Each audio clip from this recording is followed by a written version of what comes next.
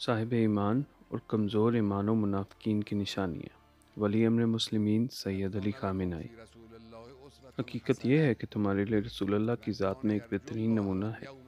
ہر اس شخص کے لیے جو اللہ سے اور یوم آخرت سے امید رکھتا ہو اور کثرت سے اللہ کا ذکر کرتا ہو۔ اگر ہم قرآن کی آیت یرج اللہ والیوم الآخر کا مصداق ہیں تو ہمارے لیے نمونہ عمل پیغمبر اکرم صلی اللہ علیہ وآلہ وسلم ہے۔ نہ یہ کہ بالکل ان کی طرح عمل کریں جو کہ ناممکن ہے، بلکہ ہمیں چاہیے کہ ان کے راستے کو جاری رکھیں۔ اور صاحب ایمان کا یہ عالم ہے کہ جب انہوں نے کفر کے لشکروں کو دیکھا تو پکار اٹھے کہ یہ وہی لشکر ہے۔ ہر طرف سے حملہ کیا گیا۔ جنگ بدر میں ایک گروہ تھا، جنگ احد میں ایک دوسرا گروہ تھا، اور دوسری جنگوں میں چھوٹے چھوٹے قبائل تھے، لیکن جنگ احزاب میں تمام مکہ اور مکہ کے علاوہ بنی ثقیف اور دوسرے تمام مشرک قبائل آئے اور سب متحد ہو گئے۔ 10,000 لڑنے والے سپاہی فراہم کیے گئے، اور یہودی بھی جو پیغمبر کے ہمسائے تھے اور پیغمبر اکرم کی طرف سے امان حاصل کیے ہوئے تھے، انہوں نے خیانت کی اور انہوں نے بھی ان مشرک قبائل سے تعاون کیا۔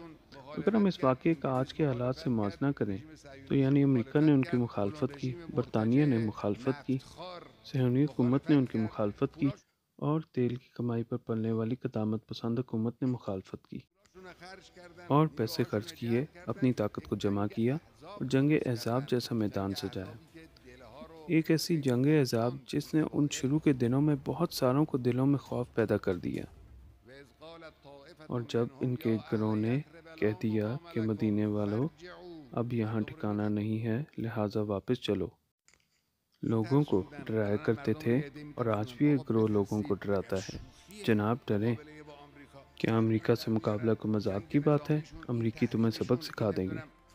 ان کی فوجی جنگ، ان کی پابندیاں، اور ان کی وہ سیاسی اور میڈیا کی سرگرمیاں، ٹی وی چینلز، غیر ملکی کرنسی کی قیمتوں میں تیزی کے ساتھ اضافہ، مہنگائی کے خلاف مظاہرے، پھر اگر منافقین اور جن کے دلوں میں بیماری ہے اور مدینہ میں افواہ پھیلانے والے اپنی حرکتوں سے باز نہ آئے تو ہم آپ ہی کو ان پر مسلط کر دیں گے۔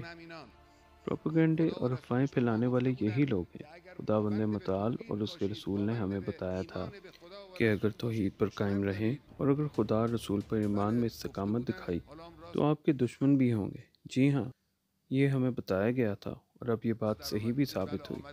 ہم نے دیکھا کہ وہ ہم سے جنگ کے لیے آئے ہیں، اور خدا اور رسول کا وعدہ بالکل سچا ہے، اور اس ہجوم نے ان کے ایمان اور جذبہ تسلیم میں مزید اضافہ ہی کر دیا۔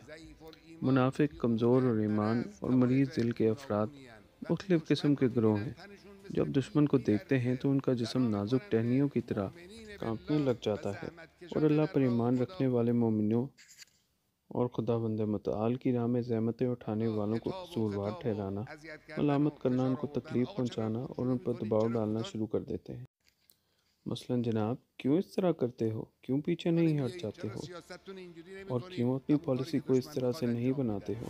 وہی کام جو دشمن چاہتا ہے انجام دیتے ہیں۔ لیکن دوسری طرف سچے مومنین کہتے ہیں کہ ہمیں کوئی حیرت نہیں ہے، انہیں ہمارا دشمن ہونا چاہیے۔ اے رسول، یہود و نصارہ اس وقت تک آپ سے راضی نہ ہوں گے جب تک آپ ان کے دین و مذہب کے پیرو نہ ہو جائیں۔ جب تک ان کے پیروکار نہ بن جاؤ، ایسا ہی سلوک ہوتا رہے گا۔ اپنے آپ کو مضبوط کرو تاکہ آپ پر ان کے پھندے کا کوئی اثر نہ ہو۔ معمولی سا جھٹکا دینے سے ان کا پھندا ٹوٹ جائے۔ کیوں اپنے آپ کو کمزور کرتے ہو کہ ان کے سامنے جھک جاؤ اور ذلیل و خوار ہو جاؤ اور خاک میں مل جاؤ؟ اور اس ہجوم نے ان کے ایمان اور جذبہ تسلیم میں مزید اضافہ ہی کر دیا۔ اس طرح سے بن جاؤ، اے میرے عزیزو، اے میرے فرزندو۔